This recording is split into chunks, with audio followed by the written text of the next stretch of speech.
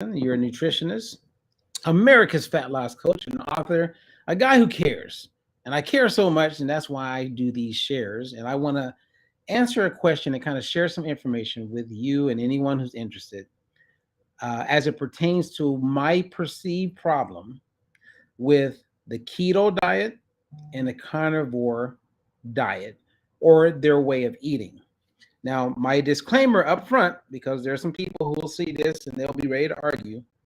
I am not here to argue or put down keto or carnivore, but I'm going to share some information with you that you don't always hear people talk about, right? Because when you hear about keto and you hear about the carnivore way of eating and people just avoiding carbs and you look at them and they're losing weight and it seems like it's working, or maybe you've actually done it and you've lost weight and you're like, hey, it worked for me. Well, you're going by what you look like on the outside. You are not looking at what's taking place on the inside. And let me also share with you privy information that I'm aware of, that there is a major movement taking place with people who have been doing the keto diet and the carnivore way of eating. That means they're revising how they want people to go about doing keto or carnivore, because it's creating a major disturbance in their gut microbiome. Now, if you're new to the gut microbiome, I can share with you a ton more information about that, but we're talking about your intestinal tract. We're talking about the bacteria that lives inside you from your mouth to your anus and the importance of your gut microbiome. If you just look at the reality that 70% of your immune system, 70% of your immune system is your gut microbiome. Over 90% of serotonin, right, which is a feel-good hormone that makes us feel good and not have to need antidepressants, 90% of that is produced in your gut microbiome. Current studies are demonstrating that 90% of all diseases begins in the gut microbiome. Dr. Sabine, who I look up to and respect, and she's a trailblazer when it comes to the gut microbiome. She's done over 300 clinical trials as a gastroenterologist. She knows the gut microbiome. And when I interviewed her recently, she said all, ALL, all disease can be linked to the gut microbiome. And if we don't see where it starts there, whether you have Alzheimer's, dementia, you name it, whatever the condition is, you want to improve your gut microbiome as a way of treating, or the therapies to making any situation better. Now, I have a friend who recently did the keto diet the last few years, and he experienced this thing called C. diff. And if you don't know what C. diff is, you can look it up. It's an acronym with a short word, C.diff. And this is something that typically happens to people when they're in a hospital or they're taking a ton of antibiotics, and you can die from C. diff. It's the result of a dysbiosis, meaning a disruption taking place in your gut microbiome. And many people do die. And once you get C. diff once, as I shared with this friend of mine, who knows what I do, by the way, once you get C. diff once, the data demonstrates that 1 of 3 people who get C. diff once will get it again. And after I shared that with my friend, he got it again. This time he didn't go into a coma, but his life was threatened. And again, he was doing the keto diet, avoiding a lot of carbs, not eating a variety of foods. And then guess what? I had a conversation with this person. I said, dude, you're going to get it again, and I hope you live. Well, he got it again. And because he's so active and works out and does do a lot of positive things to take care of himself, he didn't die this time. Well, every time you get C. diff and every time you have to go through the process of rehabilitating yourself to get back to a normal way of living, you're not normal. And he's probably going to get it again. And here's the sad part. I doubt, and I'm not, throwing this in the universe to happen to him, but he probably won't make it the 4th time. And I'm seeing the exact same thing happen to people who do the carnivore diet. Again, you may look a certain way on the outside, but you create this disruption And if you don't meet someone like me or someone like a Dr. Sabine or like one of our coaches who are trained to help you restore the loss of healthy bacteria in your gut, it only gets worse. Hear me, you guys. Please hear me on this. It's kind of like I was talking to someone yesterday about type 2 diabetes, and I posted something and I said, do you guys realize that when someone dies, if you look at the obituary, right, it doesn't say they died of type 2 diabetes.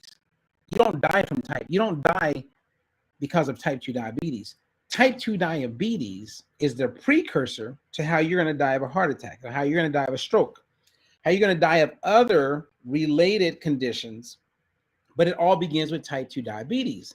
And my point with this person is that I said, in the last 14 months, I've had 12 clients who met me right through Facebook, right through LinkedIn, right through wherever, who were confirmed, diagnosed with type 2 diabetes. And today, they are no longer a type 2 diabetic. They don't have it anymore. So that means they get to live. But if you're walking around pre-diabetic or you have type 2 diabetes and you keep putting it off and keep putting it off and keep putting it off, and many people won't do anything, you will die. And it won't be because of type 2 diabetes. You will have a stroke. You will have a heart attack. You are more susceptible to various cancers that all will come about because of dysbiosis in your gut microbiome. The disruption of your health on the inside, no matter what it looks like on the outside. So when I meet people and they look fit, they appear to be lean, they look like they got it going on, they go to the gym, they show you pictures, I'm in the gym, look at me, look at me, look at me, and they have major dysbiosis. I can't tell you how many clients that I've worked with in the last year and a half who are 20-something years old. They have dysbiosis of the gut, have no idea. They just happen to have a couple conditions, a few problems. They got tested, and then we saw that they had a very low, what they call bifidobacteria. So their gut microbiome had been disrupted, and they are in nothing but pain, and they may not even be feeling it. Oh my goodness. So when someone says to me, hey, you know what? I am thinking about doing keto. I'm thinking about doing carnivore. And they say, well, is the problem the meat? Well, the problem is not the meat. Okay. It's not about what you're eating. So I'm going to share this with you, right? It's more about what you're not eating. So I'm gonna say this one more time, right? Because a lot of people are out there doing keto and they're doing carnivore, and then you go on YouTube and you meet all these cool people who have all of these great answers, and they're all telling you that this works. Look at me, I got my shirt off. Look at me, look what I got going on. And many of these people are physicians. Well, here's the reality: it's not what you're eating, it's what you're not eating. And so I've put the challenge out there. I said, find me a gastroenterologist, a certified gastroenterologist, board certified physician who looks at the colon on a regular basis. Find me someone, please contact me, who will endorse keto or carnivore. I doubt if that's going to happen, because when you're looking at the colon on a regular basis and you're meeting clients, you have these patients, these people are coming in and they're not making it. The increase in the last 50 years of people getting colon cancer is over 500%. It has a lot to do with the things that we're not eating. And of course, it does play a role in some of the things that we are eating, like seed or vegetable oils. And most people have no idea about this. They're just going through it and they feel they're eating healthy. And it's really sad. So anyone who gets this message, I will give you a free consultation. And if it's not with me, I'll connect you with a coach. If you've done keto, you're doing carnivore, or you're thinking about it, please, if you're thinking about it, don't do it. Talk to us first. You don't have to be a client. We're not here to sell your program, but I hate to see people lose their lives or create disruption in their real health because they want to just look leaner and they wanted to lose weight. Please hear me on this. I'm seeing too many people experience negatives of the way they're eating, and it's not ending good. It really isn't. Um, and again, I'm not beating up on keto. I'm not beating up on carnivore diet. I'm not. But please understand, I have an evidence-based, clinically proven methodology that we know works, right? So when I did work with Aetna and some of the other insurance companies, and we had third parties collecting the data, the methodology that I created and what I promote and share works. So if someone's sitting on the fence and they're just going, well, let me think, what is there to think about? Seriously, like, what is there to think about if you're a pre-diabetic or a type 2 diabetic and 12 people in the last 14 months who had hemoglobin A1C as high as 14.6? Why would you put that off? And I get it. I mean, people want to do things on their own. They want to be empowered. This is not about all of that. This is about being humble, and it's about looking at the truth. When you're doing keto and carnivore, what you're not eating that you really will benefit from eating is fruits and vegetables. And you're going to have a lot of people say avoid carbs and the carbs are bad. And it's so unfortunate because you're creating more of a dysbiosis over time because you're not eating a variety of foods. Because one of the number one things that's going to help you improve your diversity in your gut microbiome, which is considered a healthy gut microbiome, is when you eat a variety of foods. Okay, it's not just taking just even the average probiotic. You know, Stanford done studies. I'm privy to quite a few studies where people who are healthy start taking the typical probiotic over the counter, and they create dysbiosis by the product that they are consuming. And they don't know any better because they feel like, hey, I'm eating healthy. And these are people who are eating a lot of fruits and a lot of vegetables, eating lean meats. But they're taking a probiotic that has not been proven, has not been tested, and they're taking it, and the outcome is they create disruption. So there's a lot of people talking, and many of them look great on the outside, but you don't know what they're really doing behind closed doors. You don't. We are evidence-based, clinically proven. So whether you are working directly with me or any of our Diet Free Life coaches who are trained on this methodology, when you're evidence-based, that means you're validated, you're verified, and what it is reproducible. Meaning if I'm coaching you and you live in California, or Chrissy is coaching you and you live in St. Louis, Missouri, or Sherry's coaching you and you're in Idaho, or Barbara's coaching you and she's in Atlanta, Georgia, guess what? That's what reproducible means.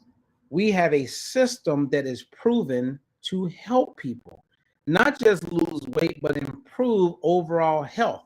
That includes triglycerides, cholesterol, blood pressure, fasting glucose, hemoglobin A1C. We're talking health, which then impacts and affects longevity. And some parts of the gut microbiome are major indicators on longevity, severity of attracting disease and conditions, meaning when you have a healthier gut, you can fight off various diseases much better than someone who has dysbiosis. I'm just sharing with you the truth. And I'm sharing it with you with the goal of uplifting your awareness and understanding so you can be healthy.